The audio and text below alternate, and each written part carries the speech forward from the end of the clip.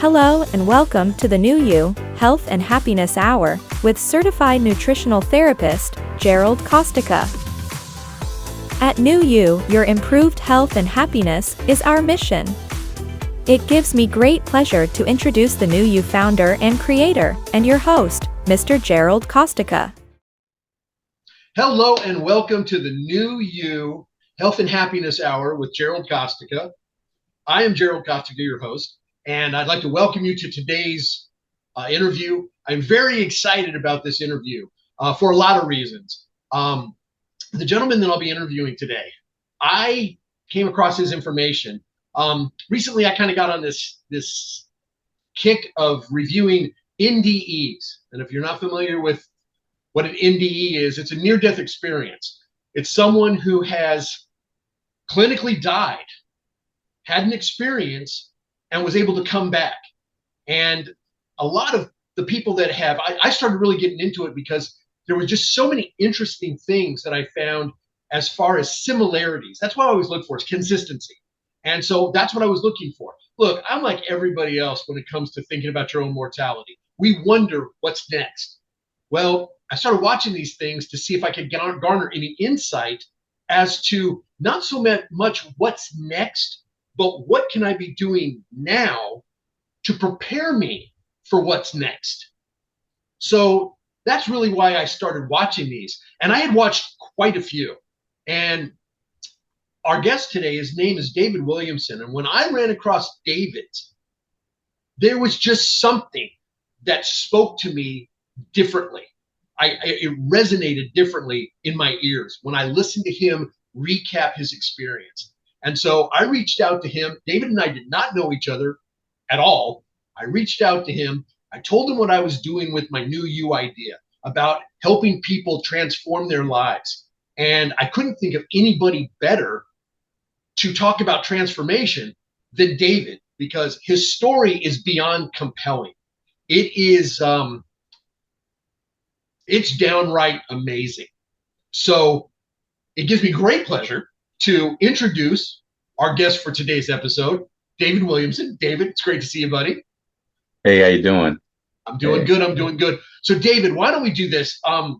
For the people who might not be familiar with your story, why don't you give people just a brief recap of exactly kind of what happened, what led up to your near-death experience, and kind of like the background. I think it's an important piece. Yeah. Okay. I was, raised in a small town in North Carolina.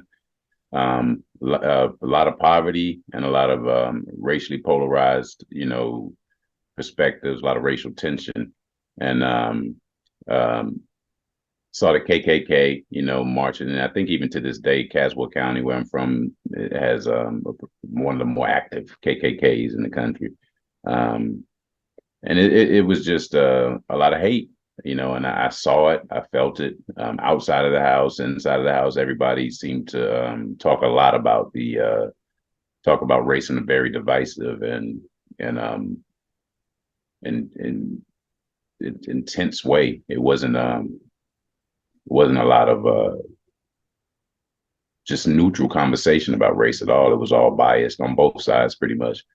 And that, for me, that was the background that led to me being, seeing the KKK, feeling the hate. I absorbed it all, and that just became my orientation, towards this experience. It's just, you hate me, I'm going to hate you, and that was it. And that made sense to me. I found all kinds of rationale for it. I looked at the news, history. I looked at everything, and all of it supported the narrative and the bias that I chose to have, and or kind of was kind of just born into, because it's a pretty typical narrative, especially in that area on both sides. Just polarized views on race, but it just made me angry. I created a lot of narratives that just limited, my trajectory. I had a lot of just anxiety. The anger, it kind of closed me off. It made me not even to try to do certain things because I already viewed it as a lose-lose, scenario for me. So I mean, it just kind of made me stop even trying to participate in life, to the point where my own failure, or I guess mediocrity, or just kind of stagnation, frustrated me, angered me. Because there were times when I was functional and made a decent living, but the depression, the anger, oftentimes made me make a decision, or led to just things not working out, the way that they could have, had I not carried that kind of energy with me all the time. So, Can all of I the interject frustration. something real quick? I just want to Yeah, interject something. I think it's very interesting because with New You, we talk a lot about developing habits. And I think it's pretty incredible how a lot of the habits that we have these days, because when you think habits, you think more of like stuff that you do, not stuff that you think. yeah, And it's an incredible thing that I think you're really putting into perspective how not only can habits be passed down with like maybe poor eating habits or things of that nature, but just the way that a person thinks is also something that can be yeah. handed down. And that might be one more thing someone needs to be able to break through in order to really find their best self. Yeah, yeah. I mean, and I agree with that 100%, because now that's one of the things that I've learned from my experience, is to check those habits, to check those thoughts that lead to habits, or just habitual or automatic responses to stuff, and so but yeah, the anger, it led me to all kinds of illnesses, digestive illnesses. My gallbladder ended up being removed, hypertension, and eventually a heart attack. And it was during the heart attack that I was presented the opportunity, I guess, to kind of see this reality different, experience it differently. Because as I was dying, I kind of floated above myself. Was looking down at the whole scene from the ceiling, and watching the people in the emergency room trying to defibrillate. And then I noticed a woman in the back of the room holding her face with both of her hands, and that was disturbing for me, because she was sad, and that, for me, even though my body was dying, and I was watching all of that, there was nothing sad, for me. So I had no pain. I had just lightness, and just clarity that I had never had. Is like I had awakened for the first time instead of dying. And I wanted her to know that. I didn't want her to feel sad about me dying. So I was really, really, really stuck on the idea of communicating to her, of letting her know, now this is beautiful, what's happening. You shouldn't feel that way. I felt compassion for her. I didn't want her to feel sadness at my passing. And but so I watched that, and one of the guy that was holding the defibrillator pads was also deeply impacted, like he was invested in saving me. And the other people were, I think they were more seasoned. They were focused solely on their jobs. They had their emotions kind of in check, and they were just handling what they needed to handle. Um, they, I didn't see them as clearly, because they weren't feeling, the same way that the other two were feeling. The other two seemed to have a lot of compassion and a lot of confusion and sadness related to what was happening. So their energy was louder. They were clearer. I could hear them a little more. I could hear their thoughts more than anybody else in the room. And that's where my attention seemed to stay, is on those two people that had the deepest compassion, and that were feeling the most emotion about me dying. But then at one moment, I kind of looked up, and I was gone. I didn't go through a tunnel or anything. I was just pretty much immediately in space. But initially, it was like a void, like just a real dense blackness that I was just kind of floating through. I've heard other people, and it definitely fits. We use the word like velvet. It kind of felt that way as you're moving through it. It feels almost tangible, and it's enveloping. It's all around you. And it's alive. Like, it feels like everything is there. Like, it's communicating back and forth. You're communicating. Your being there creates a back and forth kind of communication. Everything appeared to be there, all information, past, present, and maybe even future. Like everything seemed to be there. All possibility seems to be there. Um, as I moved through that, I noticed at one point I was like looking down and like I had come out of it and I was looking down into the void.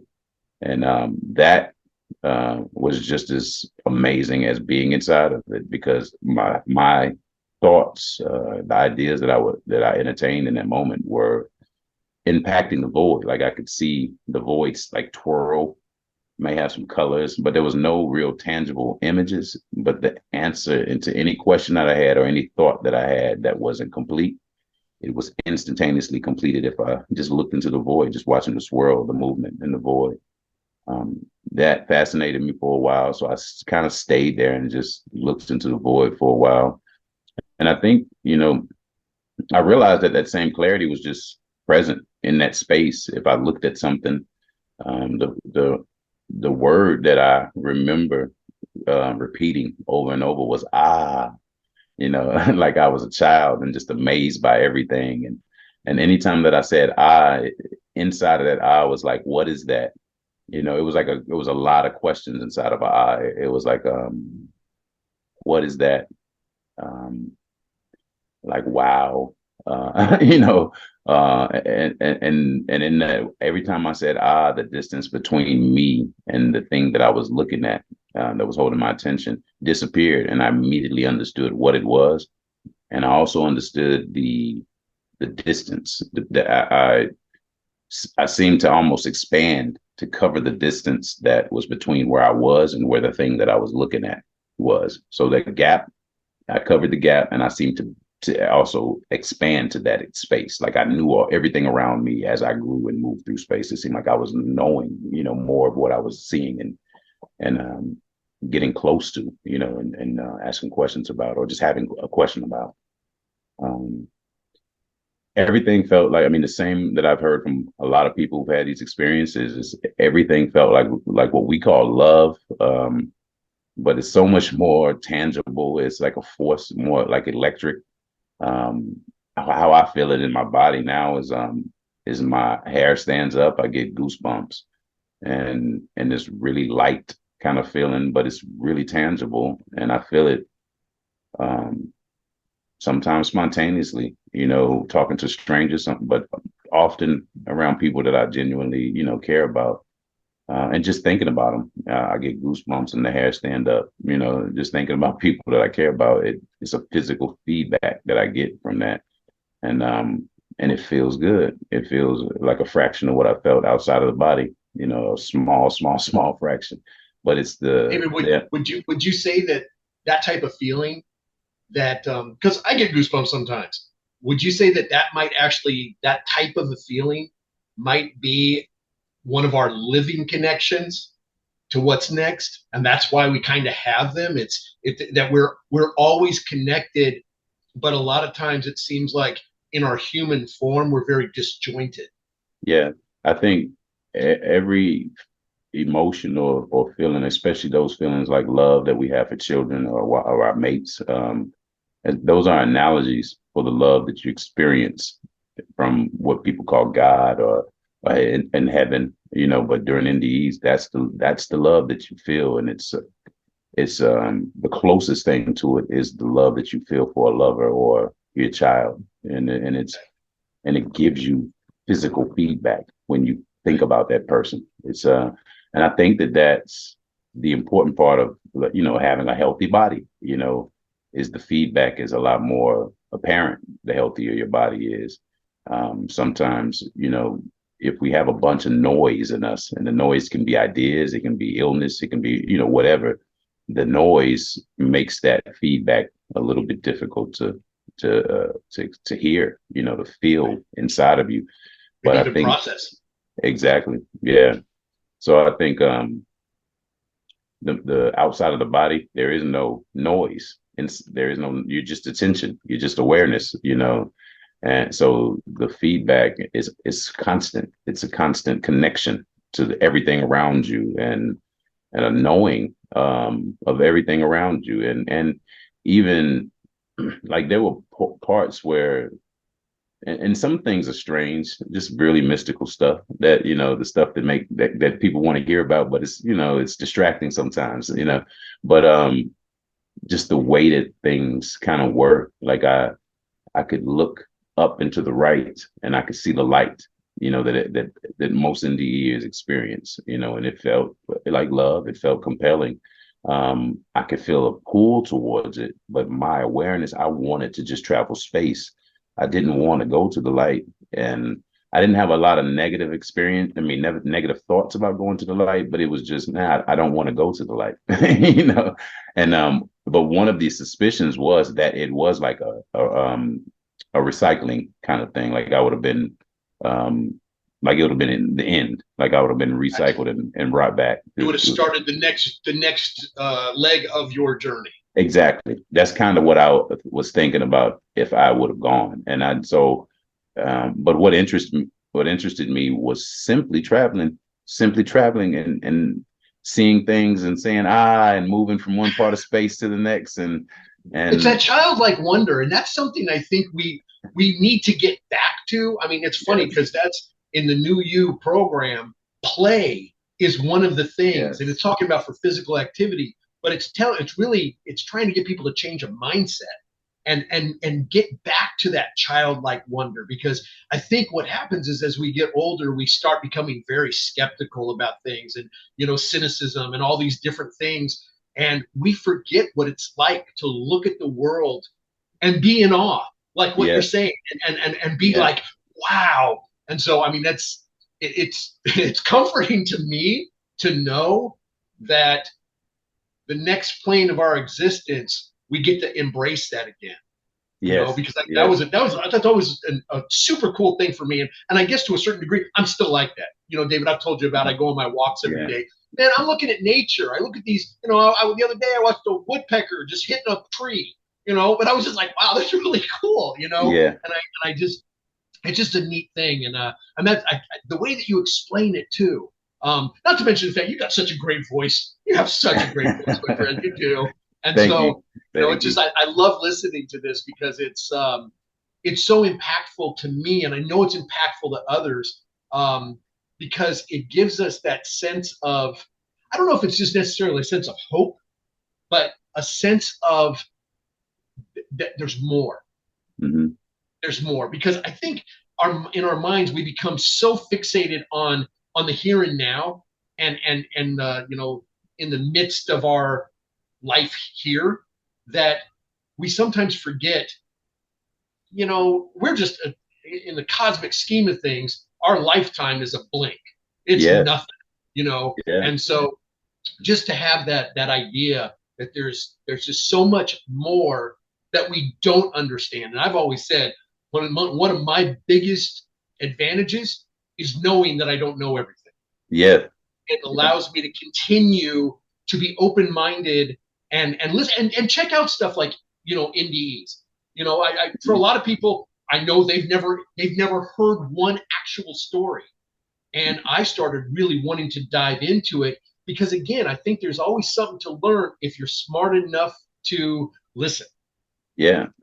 And I think also something that you mentioned in your books is just the courage that it takes to pivot in a way to where you are almost like open to dying. It's like literally open to dropping all of the old things that you did that led to your current reality and trying something else, because you already know how those things turn out.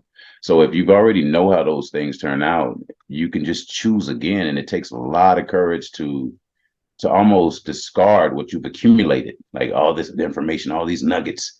They weren't nuggets. If they led you to a position in life, they were big, heavy rocks holding you down. In one of the things that I sometimes use as an analogy is that when you're on your journey in life, I equate it to being on a ship. You're headed this direction, and you look in front of you and you know where you're headed, and you can actually see the waters in front of you. And sometimes the water in front of you, it's a tsunami. There's a storm. It's like, it's terrible. And what people have to understand is if you change your trajectory by 1 degree, just 1 degree, you might not see any big change in the next hour, But a year from then, you're in completely different waters. Yeah. It doesn't take a lot. It just takes something. Yeah. And I think my experience, because as I was floating above myself, I think I forgot to mention this part.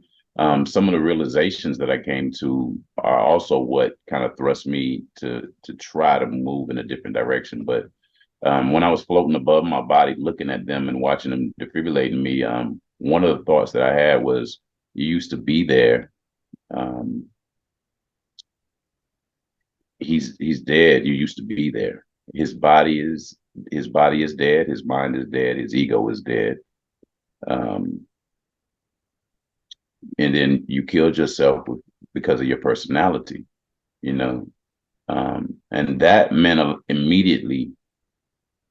That meant a lot to me because I knew what it was referring to. It was referring to the hate. It was referring to the anger, the depression. And I think it's important for people to realize that when you see reality a certain way, um, the emotions and the feelings and the narratives that you extract from it are the best you can do.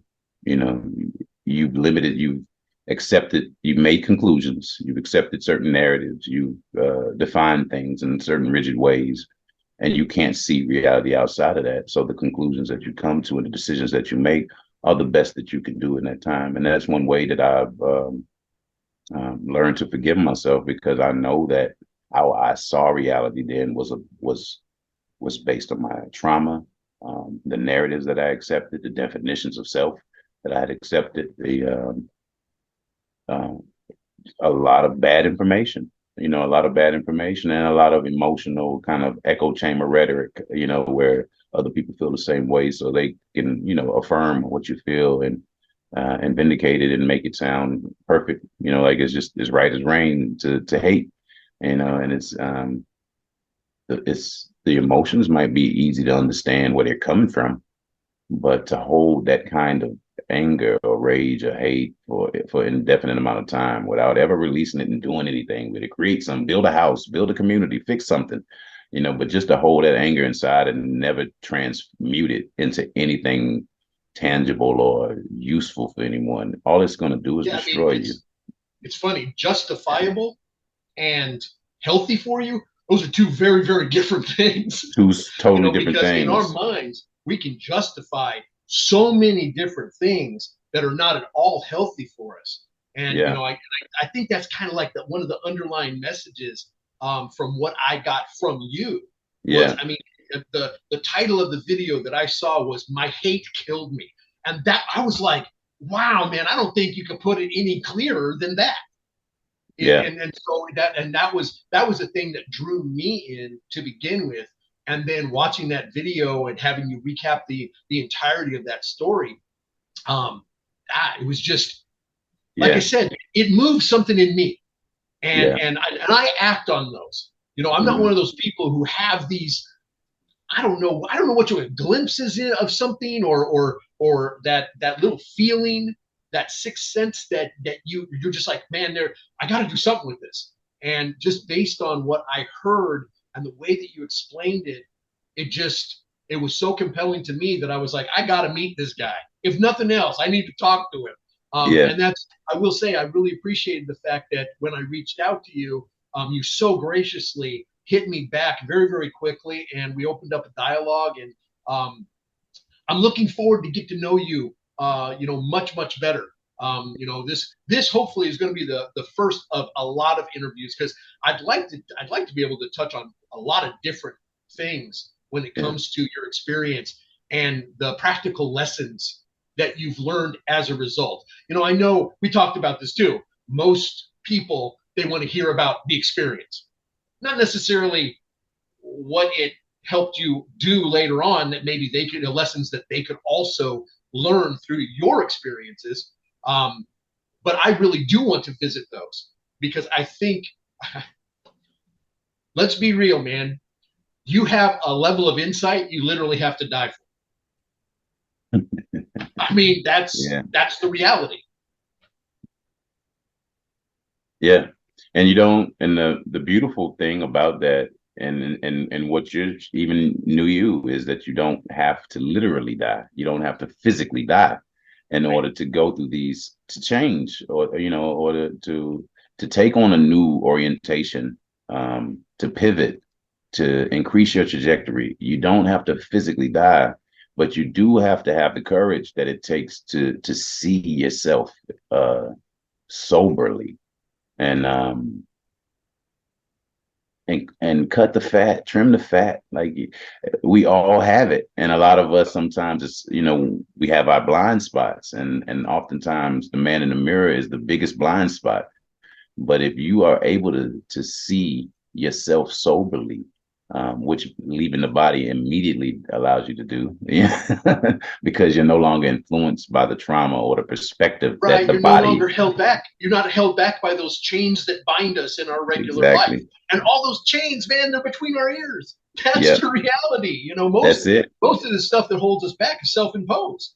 Yeah, yeah. So for me, my the new me, I guess, was introduced to me by it being presented the opportunity to leave my body, and because now what I believe myself to be, whether I'm in a body or outside of a body, is that awareness, that soul, that spirit. My favorite word for it is attention, because when I was out of my body in space, wherever my attention was pointed to, or wherever I was focused on, that's where I moved to, and that's what my experience happened, and that's what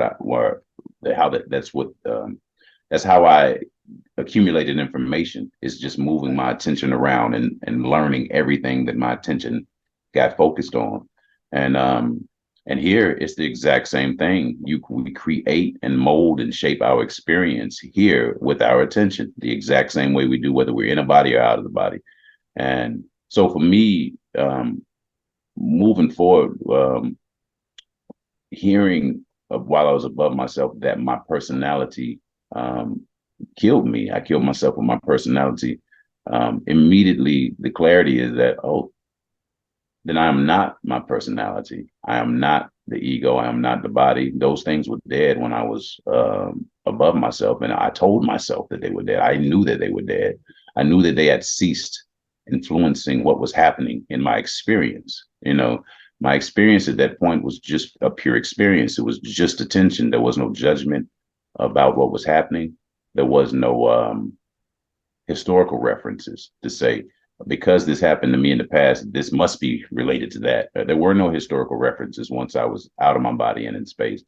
So when I came back into my body, the attachment that I had to my previous orientation, the previous definitions, narratives, ideologies, the attachment was severed.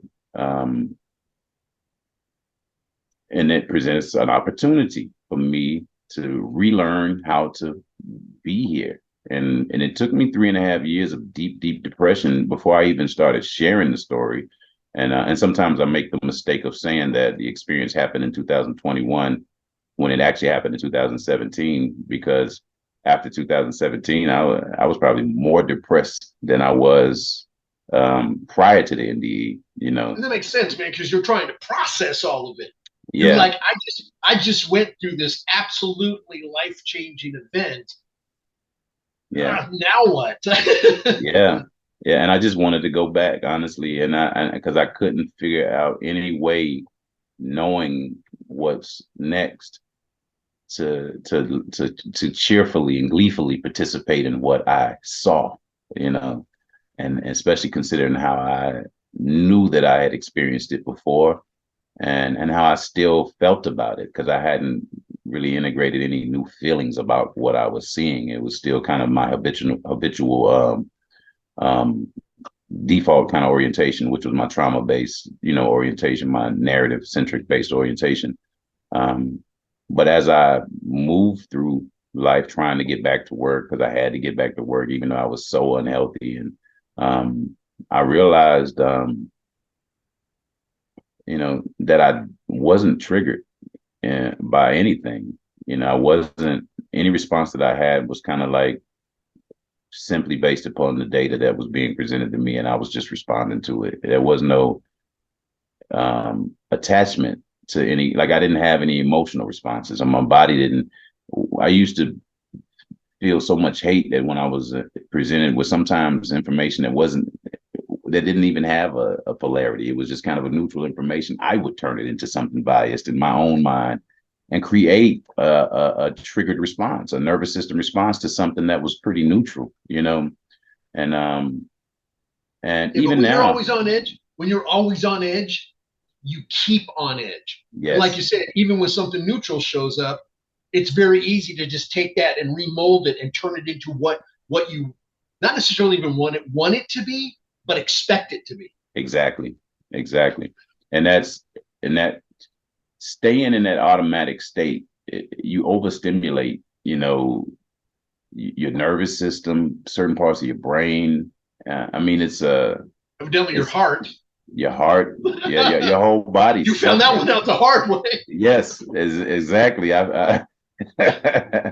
Exactly. I'm And glad we can laugh about it now. yeah, Obviously, in the moment, not a laughing matter, but yeah, it's like, it's and you know what, David, I'll tell you, man, I'm very glad that I can share a laugh with you. yes, Because yeah, it's this could have resulted very differently. yes, yeah, But you came back for a reason. yeah, I believe that. I was just talking about this. David, I told you that I do my little videos when I take my walk and everything, the Walking and Talking with Jerry K series. yeah, And I was just talking about that when it came to just being there, being what you need to be, and being okay with that. So there's a lot of stuff. There's a lot of stuff yeah, that happens in our lives, and it's funny. In my opinion, you got the privilege seeing behind the curtain yeah, and really understanding it. And I'm very thankful that we're having this conversation, but more importantly, that you're able to have this conversation. yeah. You know how the opportunity for me that I see in this is that I live life from a very centric perspective before, you know, my my myself, my how I, my emotions, my trauma, my perspective, it just made me kind of closed in, and I just it's just a constant like survival mode. So it's like my attention was mostly focused on protection, defense, and not really exploration, fun, love, peace. Like I tried to enjoy light moments, but for the most part, I was just constantly, just pretty angry or depressed, and sad. But I think that the beauty in having that experience, like being so lost in the ideas that can be presented to you in a normal human life, you know, um, being so lost in those ideas that you allow those ideas to destroy your physical body, to kill you literally. Just that's such an extreme experience with ideas, to allow ideas to kill you, to where when I talk to people now, no matter how extreme they feel or they may sound to themselves or people around them, they're still alive. You didn't kill yourself with your thoughts. So for me, and then most of the people that I talk to have a bit more self-awareness than I did when I was in my traumatized or eccentric state. So it's always easier to kind of guide them back on course, because they're not as far gone as I was, and I meet very few people who are as far gone as I was, because Let me ask you this though, David, and this is a really important question. For somebody that is that far, is there ever a point that they can't make a change based on well, what you experienced? If a person made the decision, I want to change, is there anywhere that they could have gone that had they made that decision that they wouldn't be able to make that change? I mean, yeah, this is just kind of a spur of the moment question that, yeah, as I'm listening to you, I'm wondering, because no, there's I some think people that seem very, very lost. it's a great question. I would not have come to any other conclusion on my own. I think for me, the reset that I received in my near-death experience of dying, was what I needed to wake up. When I talk to people now, because I honor their experiences, I honor all of the experiences, the negative ones, the extreme ones like mine, I honor them all. So when I talk to people now, I can hear what they feel and I can make suggestions what to do with the feelings, or ask them what they're willing to do with the feelings, like that, because some younger African Americans feel that, because I don't, there are certain words and conversations that I don't really, forgiveness and stuff like that. That's inside of me. Like, I forgive myself for being confused about what the human experience is. And that trickles down to every other part of this human experience. I don't have to forgive any particular group of people for anything. I have to forgive, for me, I have to forgive myself for killing myself with a response to the human experience versus seeing this as an opportunity to fix and help other people here that are in the same state as me. The centric response is, woe is me. The non-centric response is, how can I fix this so that people don't suffer like I feel what I'm familiar with, this familiar suffering that I've experienced. I don't want anybody to ever experience it. I don't want white, black, red. Yeah, I don't want anybody to feel purple, green, man, doesn't matter. The amount of hate that I felt and the amount of pain that it caused me, by not doing anything with it, with that energy. And that's the only thing that I say to young African American males who still feel that way, or who feel vindicated or feel justified in feeling that way, is build something, create something, do something, because just carrying that energy around, it's going to kill you. And even though you think that that orientation or that energy that you're carrying somehow is going to affect the system or make some kind of change, it's not. The only thing that's going to make the change is the effort, the work that you do, not this orientation that you have.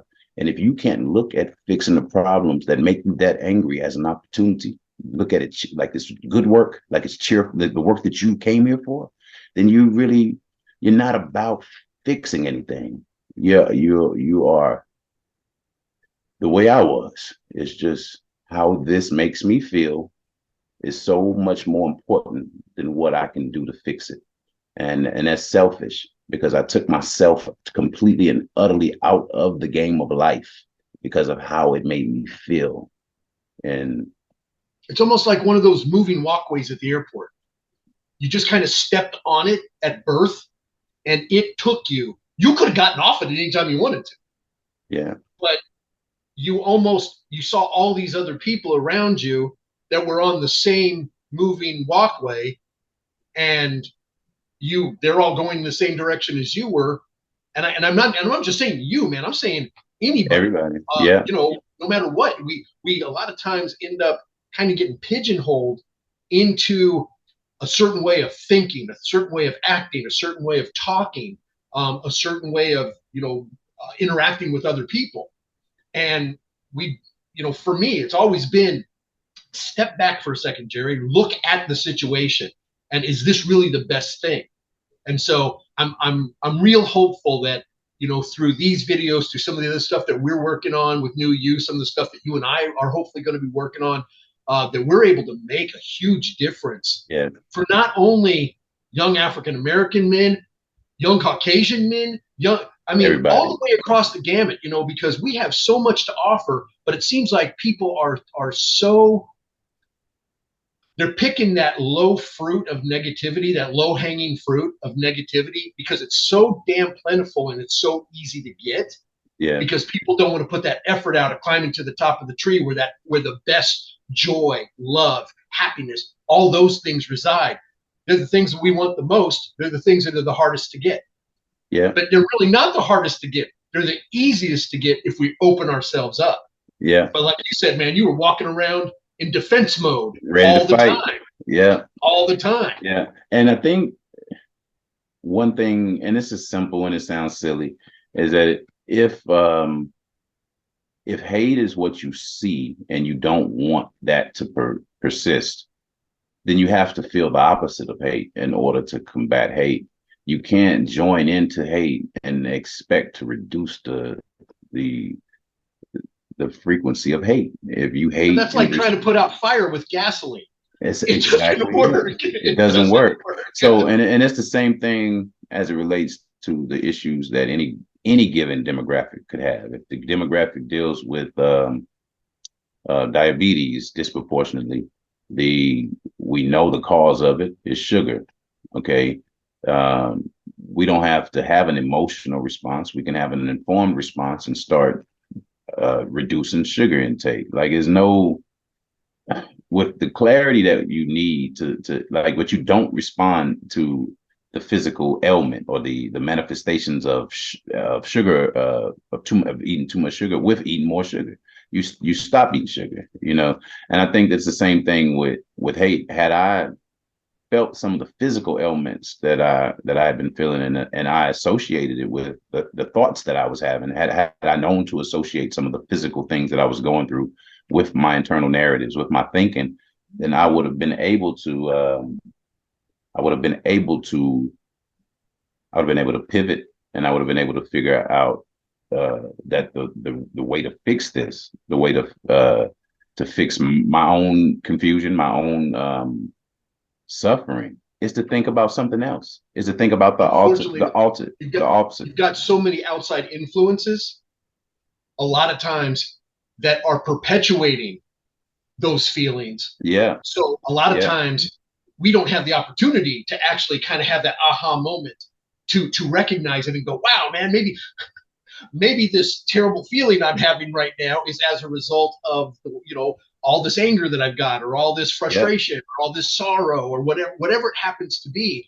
And that, when you're able to kind of make that correlation, then you can actively make decisions to change what's causing it. Like you said, it's just like the diabetes thing. The easiest way to do that, hold on.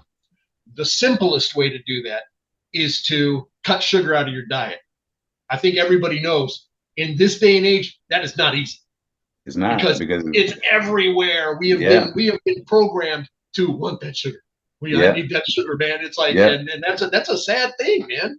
Mm-hmm. But it's I understand it though, and it's, again, I'm hoping that people who see this, who find out more about your story, especially young men that are in your situation, and I just mean about the anger aspect. I don't care what your race, creed, color, any of that. Just anybody who's feeling that, I hope that their takeaway to your story is that they can change. They can be something different. They do not have to be this thing that they've created in their own head. Yeah. That they can be something much, much bigger and brighter and amazing, and make an impact on this world, and not just on their little slice of life. But I'm talking about the whole world, because we're all, like you said, man, when you were there was like a sense of like oneness almost. I think that's one of the ways that you described it is like if you had a question, the answer was just there because you were part of everything. If you had a question, well, why do you know the answer? Well, because I'm part of it.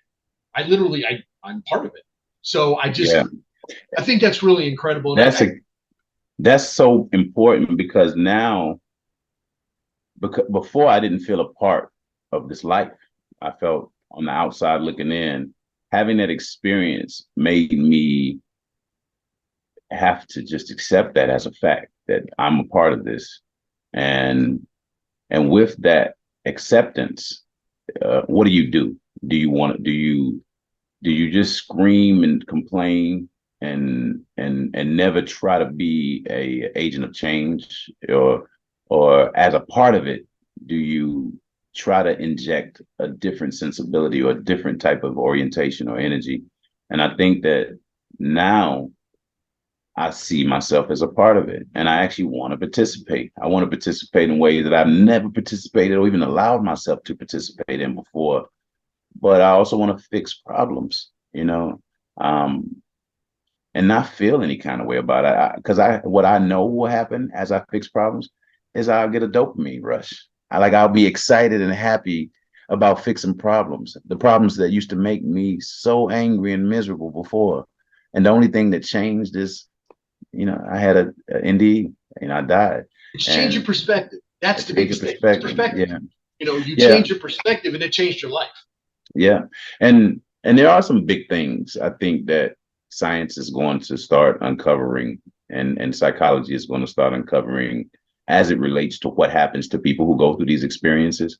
Because I do think that whatever amount of time that we are on the other side, or without oxygen to our brain, or without blood flow, which is, organs slowly start dying, brain stops function properly. I think there is uh, it doesn't have to be a permanent impact, but there's an impact on the brain as an organ, and particular parts of the brain can be affected more than others. And I think that some of that could play a role in the personality change. And these are things that interest me now, because I want to help people uh, integrate and ground spiritually transformative experiences like NDEs and out of body experiences, and other things that happen to people sometimes spontaneously in this life, that presents you with the opportunity to see things differently. And sometimes it's not like because I've had this experience, and a lot of people have reached out. I've heard so many of them. I've already gotten interested in NDE stories, but some of the stories that I've heard from people who reach out, they've never died, but they speak the same language that I speak, and they have the same orientation that I have about what the human experience is now. And that's profound to me, because because it doesn't take physical death. It doesn't take the type of suffering and confusion that I've put myself through in order to have a reset or to be able to pivot. Like, you can just wake up and realize that what you're doing is why you feel the way you feel. So change what you're doing, so you give yourself at least the opportunity to feel something else. It's pretty incredible how much self-imposed pain we can put up with, and we can kind of like get used to, and then that becomes our everyday life. Yes. And if you're always in a constant state of pain, you don't know anything else. That's it. So that feels normal. And for people who are struggling, it's no matter what the struggle is, whether it be a mental struggle, an emotional struggle, a physical struggle, a financial struggle, whatever the struggle is, knowing that there is a way that you can do something about it. Yeah. And I think the problem is everybody wants extremes. It's like you said, the extreme in your situation was you literally being on a gurney in a hospital bed for 5-6 minutes, dead. Yeah. That's pretty extreme. But most people, if you think about it, most people these days, it takes something extreme to get their attention. And it's like, let's figure out a way to teach people that you don't have to go to those extremes. You don't. As soon as you start identifying that there's a place for improvement, then there's a way to also make that improvement. Yes. And that's kind of the idea about that's the idea with New You and what we're trying to accomplish and how we're trying to help other people out there.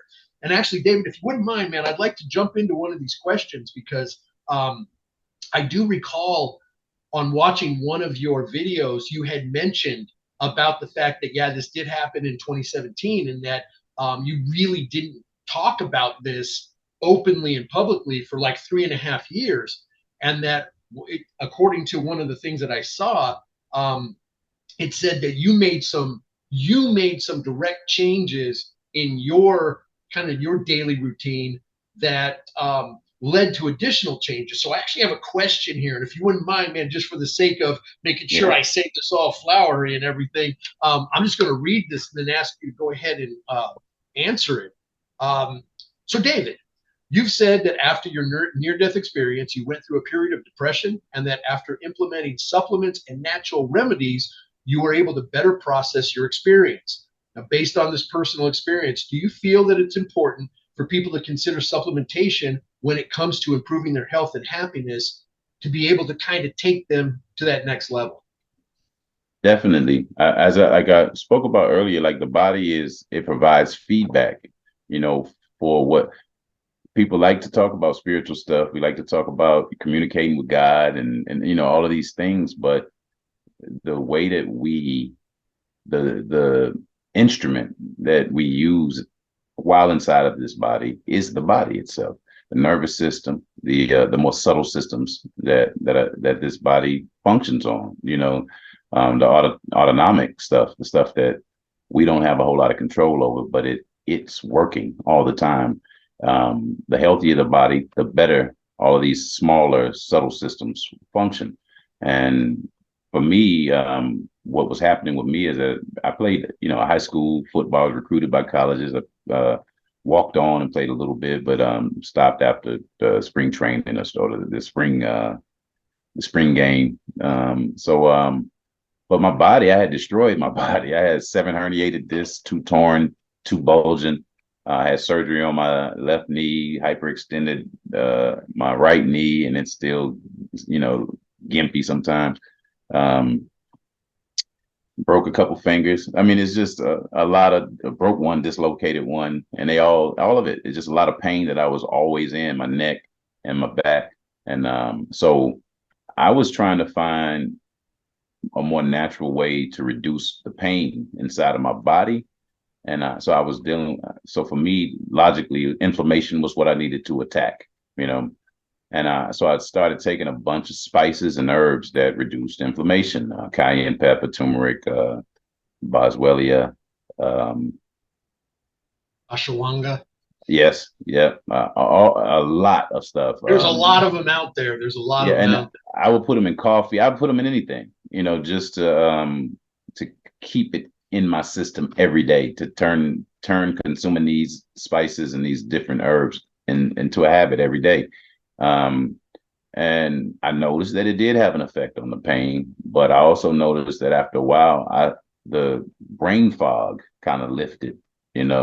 I was thinking more clearly. One day I realized that I'm not depressed anymore. And I know it had something to do with the spiritual experience, but it also had something to do with the fact that my body is not an amenable environment for depression to exist in. I'm not inflamed in that way anymore. I don't hurt. It's a fraction. The pain that I experience now is a fraction of what I used to experience on a constant, basis. And I know it has a lot to do with the inflammation and reducing. I reduced my food intake because I don't have the same appetite that I used to have. So, I mean, that helps. And but reducing inflammation and trying to, especially if I feel anything, any kind of scratch in my throat or anything like that, simplifying my diet, drinking a lot of water, and that's the physical part. And I think that's something that a lot of people kind of overlook with the physical part of this new use, and just trying to have a new you, trying to even understand the concept of a new you. There's a physical part that's just as important as the spiritual stuff that a lot of people like to focus on, but you can help make your body more receptive to any kind of change or suggestion that you want to move it in a direction of. So that's one of the reasons that kind of my direction with New You is health and happiness. Yeah, is because really, if you don't have the health part, being happy is really hard. Yeah. If you feel terrible all the time, I mean, we know people like this in our everyday lives. We know people that are in some state of pain, whether that be physical, mental, emotional, whatever it is. You can tell by the way they act. So your happiness is directly affected by your health. When you feel bad, most of the time you act bad in some degree. And that was one of the reasons that for me was an important connection, because I believe that they're almost synonymous. If you have good health, the possibility of being truly happy is much more prone to exist than if you don't have it. And that's why I kind of combine the two, because I want people to be healthy and happy. It's great to be healthy, but if you don't also have that secondary piece that you can go, wow, look at this other benefit that I got out of this, an unexpected benefit. Not only do I feel good, but I feel good. Yeah, because pain for me is the things, the variables that we deal with that distract us from just knowing what what everybody knows internally, but the things that distract us from the knowing that that comes from these spiritually transformative experiences, the transformative experiences. The thing that is a lot, it's just noise. And the noise to me is the ideologies, the trauma, the narratives, physical body pain is part of that noise too. So if you don't address the physical pain, it will be a distraction. And how big of a distraction, that's a personal, that's based on each person's ability to deal with pain or to cope with pain and function. But for me, the pain that I was experiencing, especially before I had my gallbladder removed, was constant, like from 7 to 10 all the time. It was never any relief, And whenever the gallbladder would, get inflamed, I'm literally falling to the floor, screaming, so hurting so bad that I'm throwing up. And it would be no relief for sometimes 2-3 hours at a time, And so that kind of pain is distracting. Like that kind of pain keeps you from like thinking going through about life having Mike Tyson punching you in the gut every 5 minutes. It's it would be hard to deal with. You don't have the bandwidth to deal with all of that noise and also think about these higher things, these spiritual things, all of this mystical stuff. You don't have the bandwidth when you have so much noise inside of you to really be able to contemplate these other things. So it's very important to take your health seriously, even if it's just from the perspective of just keeping the noise down. Just keep the noise down, I just wrote a note to myself: turn down the noise. Yeah. It's great advice, man, because most of that noise happens between your ears. Yep. That's where most of that noise happens. Even the physical stuff. That's that's where it manifests. Exactly. In your mind and in your brain. Exactly. So, okay, well, cool. You mind if we go ahead and move on to the next Sure. specific question? Okay, sure. Cool. So, David, many people search for profound moments of realization to inspire change. Based on your transformative experience, what advice or insights can you offer to those who are looking to find purpose or make significant life changes without having to face a life-threatening or even life-ending event? Yeah. Well, the easiest way to do it is, because most people who ask these kind of questions or feel these things inside of them, is something about life that bothers them. And there's usually a lot of things about life that bothers them. And for me, the easiest way for me to maintain a disposition of just gratitude for being alive is the fact that those problems exist. It gives me something to do. It gives me something to do. I allowed those things to torment me before, whereas now, as long as problems exist, there's something for me to do here. And I can view doing that work cheerfully. I can view doing that work as a part of my responsibility as being a human being. And that can give me purpose, versus allowing the things that I see to trigger me to such an extent as it did before, to where I'm ineffective. I'm out of the game. I'm not a player. My thoughts don't matter, because I'm not going to do anything in a deep depression and angry state that I was in. I'm not going to do anything. I'm just going to sit and feel everything. That's all that I was doing. So when we are really, really, do you mind if can I switch the word accomplish with do? Because I'm sure you were doing plenty, but you probably weren't accomplishing. There were no goals. There were no healthy habits. There was no consistency in any kind of behavior, because I was entertaining all of the negative thoughts all of the negative things, everything that was happening on the planet that wasn't good. I somehow felt it. I allowed myself to. Yeah, and it just made me hate being alive. But the orientation that I have now is that the more problems that there are on this planet, the more work there is to do. And the reality of it is the more aware you are of yourself, the more work you find to do inside of you. The more aware that once you start fixing all of that stuff inside of you, your biases, your narratives and stories, then you realize that things around you aren't what you thought they were. Then, because your biases created a lens that disallowed you to see reality for what it is. But once you fix your lens and you see reality for what it is, it all becomes an opportunity. Everything that bothered you before becomes an opportunity. I was a business major undergrad. They define most business opportunities as problems. It was a solution to a problem. What's the pain? That's what this business opportunity is. Is something that fixes the pain. And that's what life is. It's a bunch of business opportunities. There's a bunch of opportunities for you to fix a pain. And it's usually the pain that you've allowed to torment you for so long. That's the pain that you probably are best equipped to fix, because it resonates inside of you when you see it and feel it, and and you have the solution to it. But if you let that pain totally destroy you the way I did, totally keep you dysfunctional and out of life, you're not going to be a part of the solution ever. And you're going to allow that thing that bothers you, that you feel that needs to be addressed, that thing will be what kills you. Yeah. And then our attention. A few minutes ago, I kind of like smiled a little bit because you said something, and I just thought of the irony of, you hated life so much it took dying to appreciate it, which is, it's ironic. It really is, if you think about it. Yeah. And now, not only do I appreciate life, I think it's perfect, even with all of the stuff that angered me before. Perfectly imperfect. Yeah.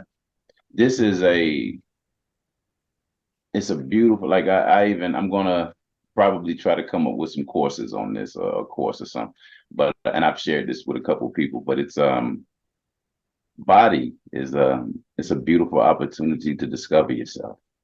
BODY, beautiful opportunity to discover yourself. Another acronym. I like those. Yeah,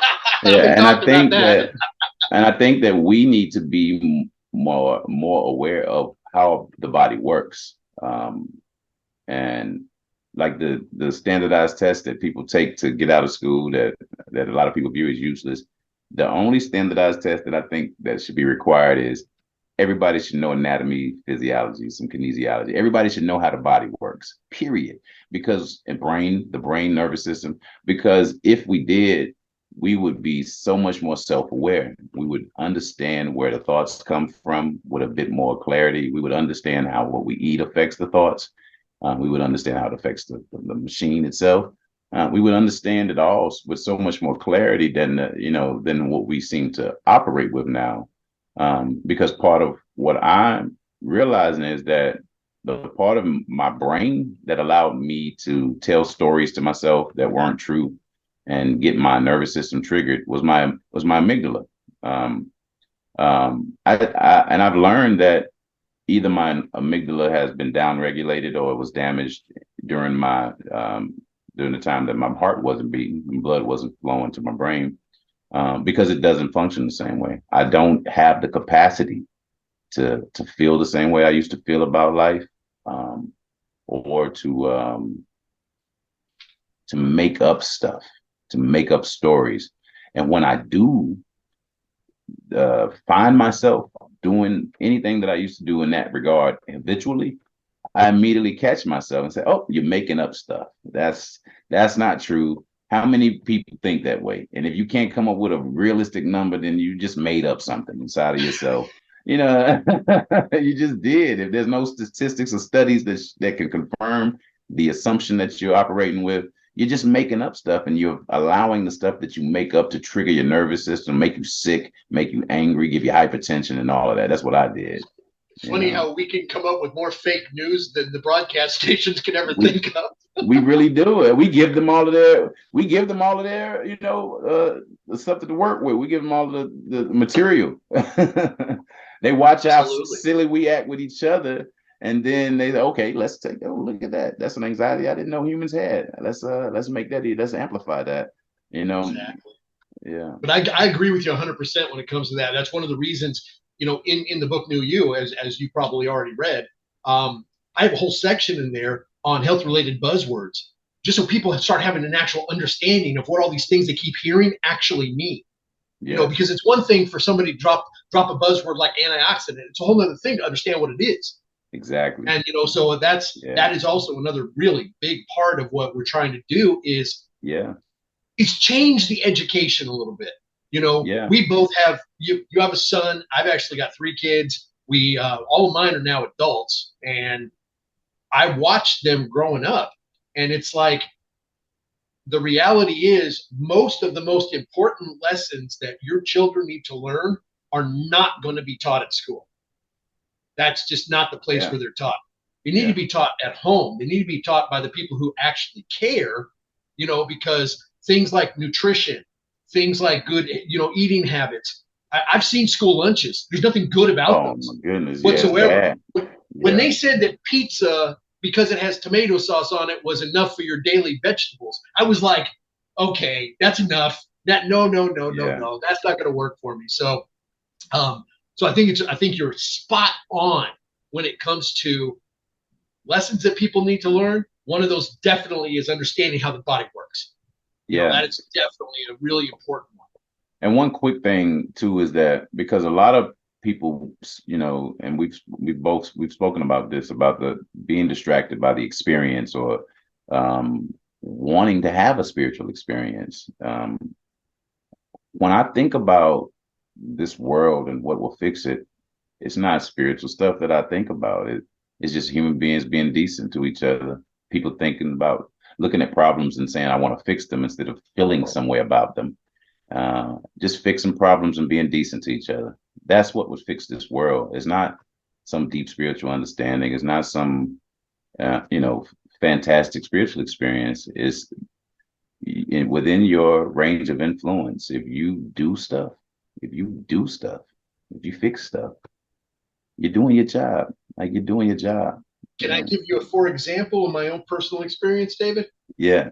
This is something I don't think I mentioned to you in you know, some of the conversations that we've had, but I had one of the most life-changing experiences when my youngest son was born.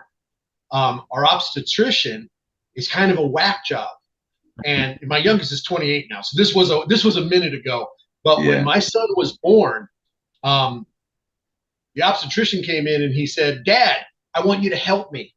Now, my other 2 kids, I cut the cords. I was there for the birth and everything. So, and I actually had a little bit of medical training back in the day, when I was much, much younger.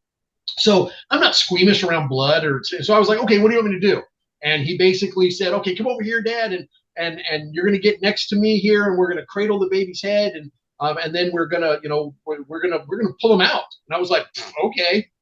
Well, as we started to do that, and I kind of got my hands in place, he put one of my hands where it needed to go, and then he stepped back.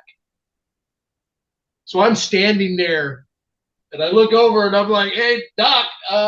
He goes, "Pull your son out. Pull your son." And I was like, "Okay, what do I got to do?" And he said, "Just grab him by the base of the neck, give a good pull, just hold on to it." So I was just like, "Okay." And I'm like, holy crap. So my son, I've got a connection with my son. It is a little bit different with my other 2 kids. Because my hands were the first to hold him in this world. Wow. I'm getting good. We talked about this, man. I just got goosebumps. Yeah. I just got goosebumps because it just comes back, and I feel all of that intensity and everything. And it was like, from this little nothing, from this like little I didn't do anything. I just kind of caught him. You know, but that experience was something that was life-changing for me. It put me on it gave me a different mental trajectory. So what you're saying is 100% accurate. If people would just look for those type of opportunities in their life, you know, for something, it doesn't necessarily have to be something monumental. It just has to be something that you consider magical. Yeah. You know? And the beautiful part about, like, pulling your attention back to you, and just go back through your own story at every moment that you were presented with an opportunity to choose an orientation, or to choose anything, or to change or not, or to respond or not. If you can go back to all of those moments in your life and and recognize how you've changed yourself, how you've responded to the stimulus or to the trauma or to the external, the experience, and undo it or refine it or to rewrite it or just fix it. Everything that has ever happened to you in this life, you can detach from that because it didn't happen to your attention. It only happened to your body at a point in time in the experience. And what they say, every 7 years, every cell in the body is regenerated. So it didn't even happen to this body. It happened to never to you per se. Yeah, it happened to somebody back in time. And the only way that you continue to experience is in your mind. Memories. Yeah, and you can keep your attention there, or you can move your attention and put it on things that you want to experience moving forward, not on the things that you've experienced in the past, especially the bad things. If you experience a bunch of good, keep your attention on those. You'll probably magnify or amplify the opportunity to experience those things again. Yeah, manifestation. And it's funny because, in a lot of the direct sales stuff that I've done in my business career, one of the things that we always say is something is either good or bad, and you're right either way. Yes. However you see it, because that's what you're going to make. If you think something's horrible, guess what? It's going to be horrible. Why? Because you're making it so. But if you think something's fantastic, it's going to be fantastic. Why? Because you're making it so. Exactly. So it's like it's an amazing thing that what we have available to us, that we can actually change. We can change anything and everything around us. I think most people these days feel so lost. They feel so helpless. They feel so disjointed and disconnected that people are grasping at straws of normalcy just to kind of feel like they fit in. Mm-hmm. And it's funny because those who are not trying to fit in seem to be the happiest and the healthiest out there. Exactly. Again, irony is everywhere if you just look for it. Yeah. So, David, I have one more question for our interview today. And it's, I think it's a real good one. So the question is, often those who have a near-death experience mention an intense clarity or heightened awareness that they bring back with them. Can you share any specific practices, habits, or mindsets that you've now adopted post-experience that might serve as guidance for others looking to achieve a similar clarity or sense of purpose in their own lives? I think it's just the main thing that I brought back from that experience that will forever be useful for me is simply the perspective, I call it the fourth attention.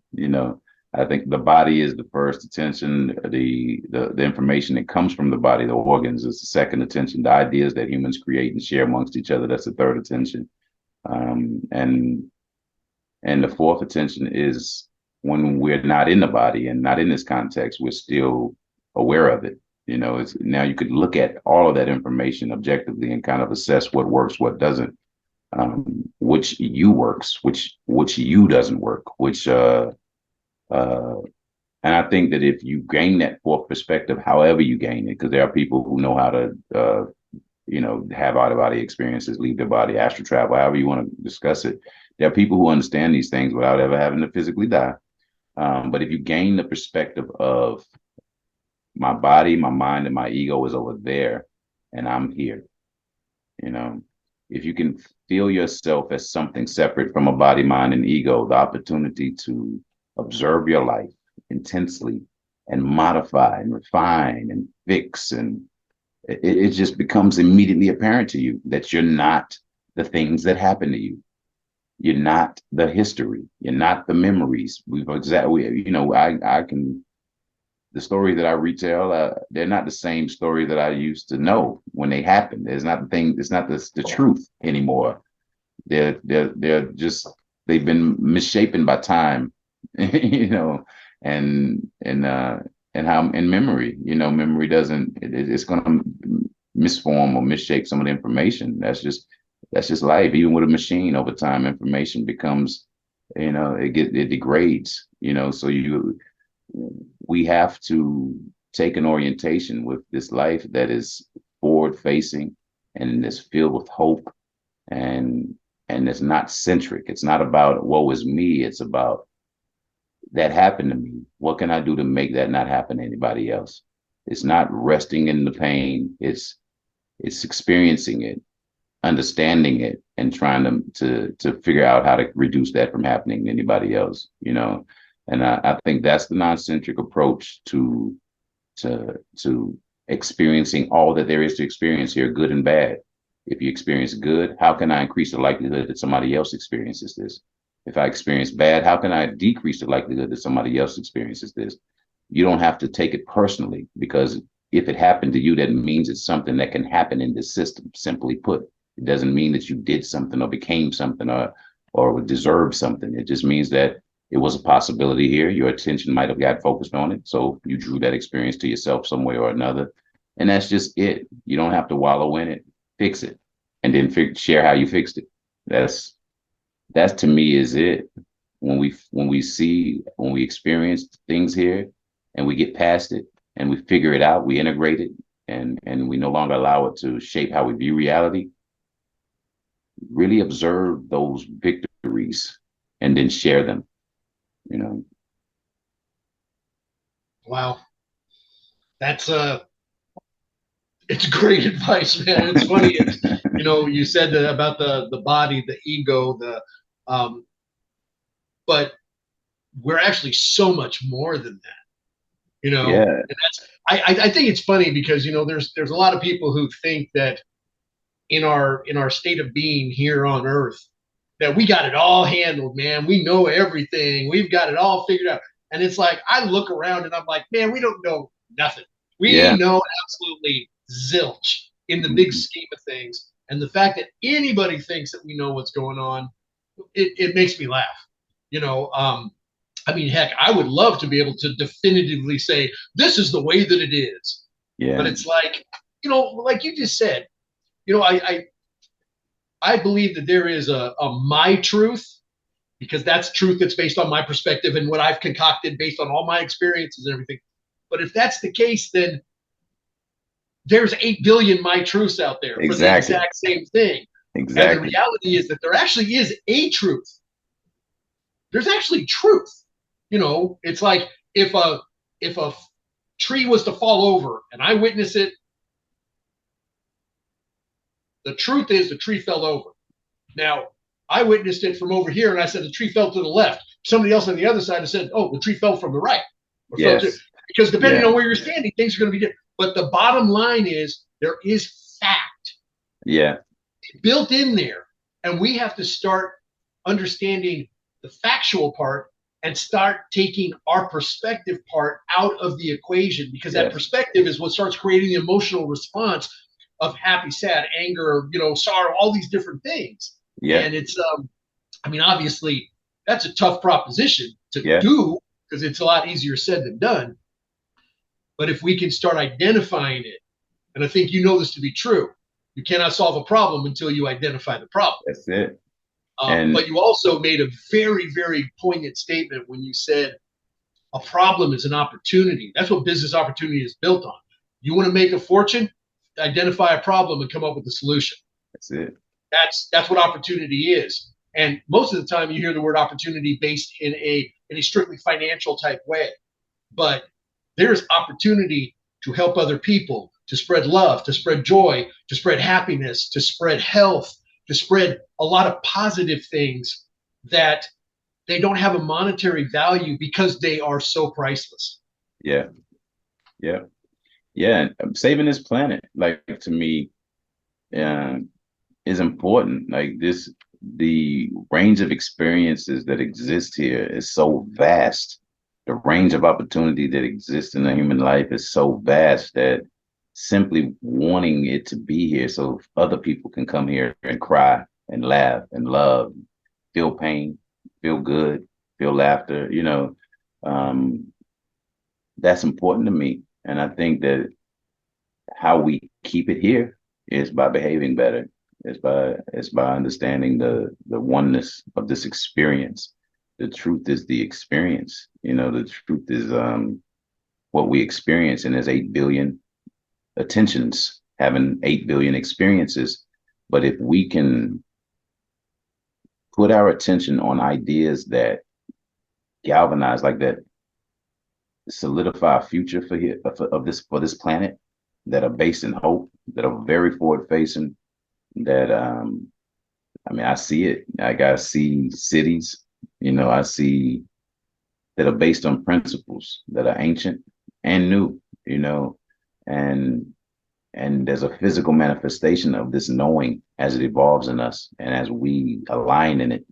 The ideas that are presented, the types of businesses that are created, the orientation towards energy, the orientation towards space travel, all these things change as we change, And so for me now, what I see the future, how I see the future is just beautiful because that's the timeline that I want to see, or the type of timeline that I want to see. I don't profess to truly know how anything is going to be, but I know what my attention is focused on, and it's focused on outcomes that are positive for the most number of people, most number of humans possible, We're going to manifest something, man. That sounds like a pretty damn good goal to manifest. Yeah.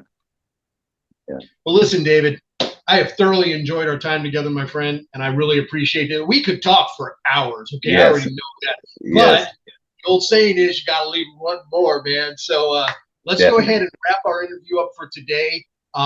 We do plan on doing more things in the future, and the courses David's talking about. We're hoping that becomes that comes to fruition, and that I'm able to be a part of that. Maybe a couple other people that are part of the new you idea and concept, because we're hoping that we're going to be able to have David actually be an active part in what we're doing. Because again, like I said, I believe that you come with such a degree of insight that literally you have to die to get. And I appreciate your willingness to share your story, to share your insight, and because I know where it's coming from. I know it comes from a place of compassion and care and love and all those things that we want in life, but we maybe can find very difficult to actually find. So, David, is there anything else you'd like to say as we close? Maybe just that one, that one thought that you throw out there that because I think you're going to change a lot of lives just in what you say and how you say it. But is there one nugget that you can leave off our audience with to have them when they find out that there's another video coming out, when that one's going to come out, that they're like, I got to see this. So is there just one thought that you want to close with? Yeah. I think we complicate so much with this information that's in this realm. Is vast. There's infinite possibility here.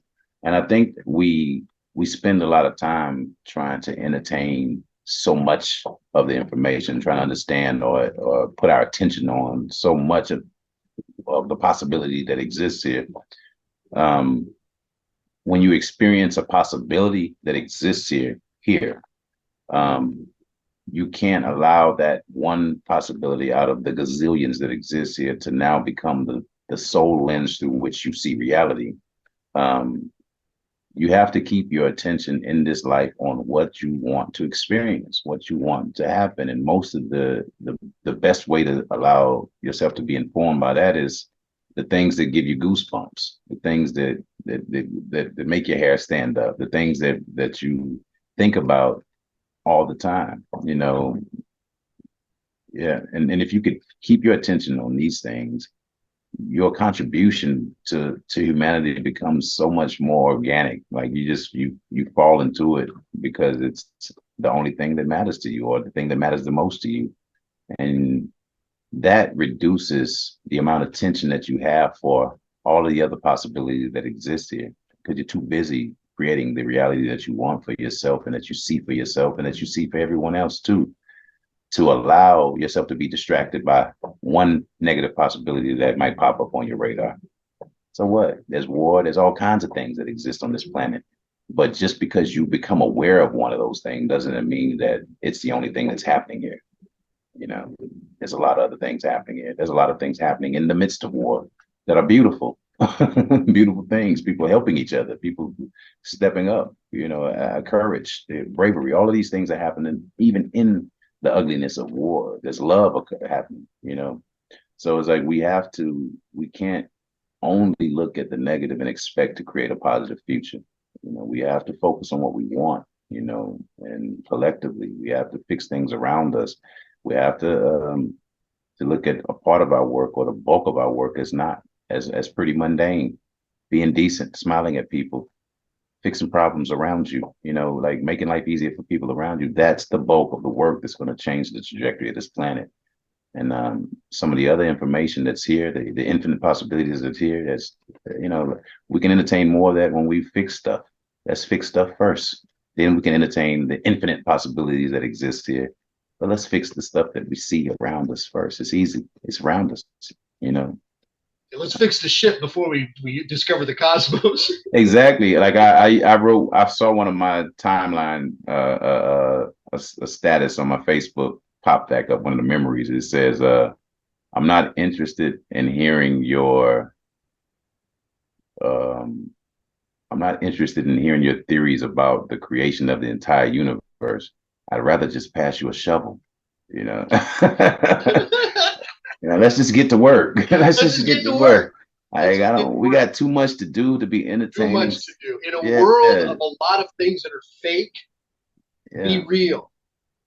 Be real. And if you're real, and the next guy's real, and the next lady is real, and everybody starts getting real, then we'll have a real nice place to live. Yeah. So, David, thank you again. I just want to thank you so much, man, from the bottom of my heart. I appreciate you taking the time to be here to do this interview. I look forward to many, many more interviews like this in the future, covering more in-depth stuff. And you know, I would love to pick your brain about some of the actual stuff, but I wanted to make this interview less about your experience and more about the lessons that you garnered as a result. Because we both know, man, most people aren't going to have a near-death experience. That usually when your time comes, unfortunately, there isn't any coming back to this one. So it's like, let's figure out how to make your time here now as good as possible for you and every other person that you touch in your life. And I think that if we all start becoming more mindful about trying to achieve that, that we're going to start seeing a shift in society and community in the world, even in individual people. And it's going to be a shift that's going to take us to a much nicer place to be. So, David, thank you so much, man. I really appreciate it.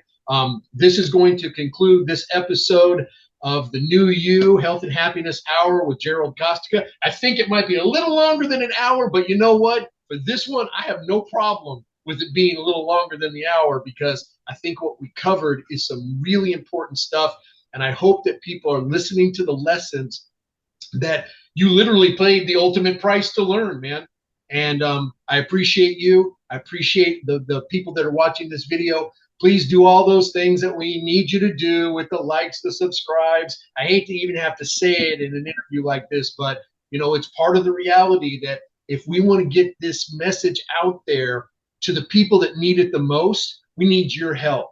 We need you to get out there. We need you to tell other people about it. We need you to say, hey, you got to check out this interview with this guy, man. It was crazy. He had this experience. And however you do it, help us out by sharing the info, because it's going to be helping other people way more than it helps us. And that, I know for a fact, is what our goal really is to help as many people as we can. Because when the time does come for us to actually leave this world for good, I know for me, and I'm pretty sure I can speak for David as well, we want to know that we left the best impact possible, and that we left this place just a little bit better than we found it. Yeah. Ladies and gentlemen, my name is Gerald Kostecka. It's been a pleasure, and we will catch you on the next video.